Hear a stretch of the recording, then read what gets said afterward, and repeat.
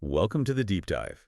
Today we're looking at something really fascinating. It's about creativity, about inspiration, but maybe not in the way you'd usually think about it. We're exploring a source called Crochet Scarabee, a nautical journey of inspiration.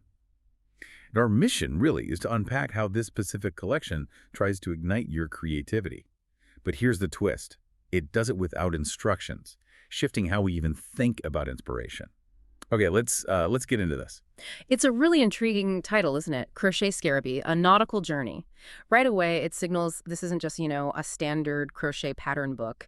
It suggests something different, maybe seeking a new idea or finding inspiration in a, less direct way. It really makes you wonder how it pushes against the usual idea of a creative guide. Absolutely. So just to set the scene, Crochet Scarabee is essentially a visual collection. It's got 20 artistic designs, and it highlights photos of crochet bags specifically, so visually engaging right from the start. Exactly. And the theme is very clear. It's all inspired by the sea, ships, and marinas. Mhm. The source mentions these are vibrant photos, really designed to, stimulate the eye. But I think the most radical part is what's missing. Right. And that's where it gets really interesting. The source flat out says, no instructions, no steps to follow. Which is just, wow, such a stark contrast to almost every craft guide I've ever seen. It's not about copying something exactly, it's about something else. But, doesn't that feel a bit risky, especially for beginners? Like, wouldn't you feel lost without any steps? That's a great question. And yeah, it does touch on this difference between maybe convergent and divergent thinking. Mm-hmm. Most guides with steps, they lead you down one path, convergent to their result.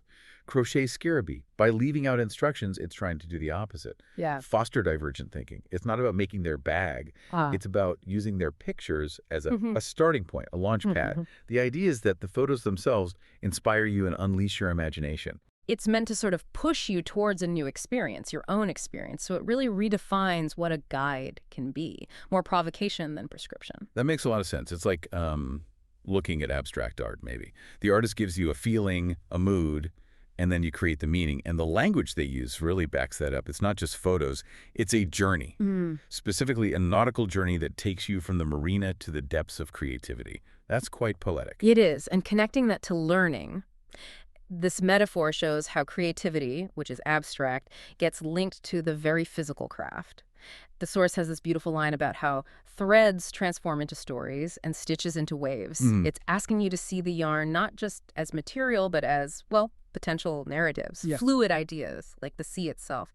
It suggests it's a kind of implicit learning, maybe, absorbing ideas through images, not rules. What I'm still kind of wrestling with, though, is the audience. It says it's for whether you're a beginner or a professional.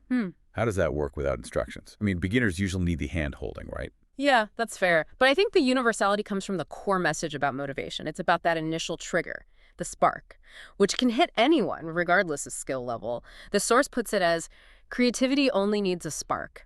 And this is that spark. Okay, the spark. So for a beginner, maybe that spark is just the urge to pick up a hook and, try anything, mess around.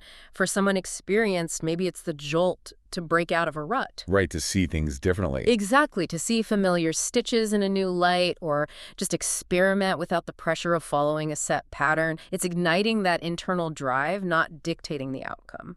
So bringing this back to you, the listener, what does all this mean beyond crochet? This deep dive into Crochet Scarabee, it really offers a different take on inspiration, doesn't it? It suggests that maybe finding our own creative sparks doesn't always come from detailed plans. Sometimes it's an image, a theme, a feeling, something that just pushes you to explore without a map. It's about embracing that journey of imagination. Indeed. We've seen how inspiration can come not just from instructions, but from, a spark, a personal journey prompted by images. So here's something to think about. If creativity just needs that spark, and if a journey can start from pictures without steps, where else in your life or in your learning could you benefit from seeking out sparks and journeys?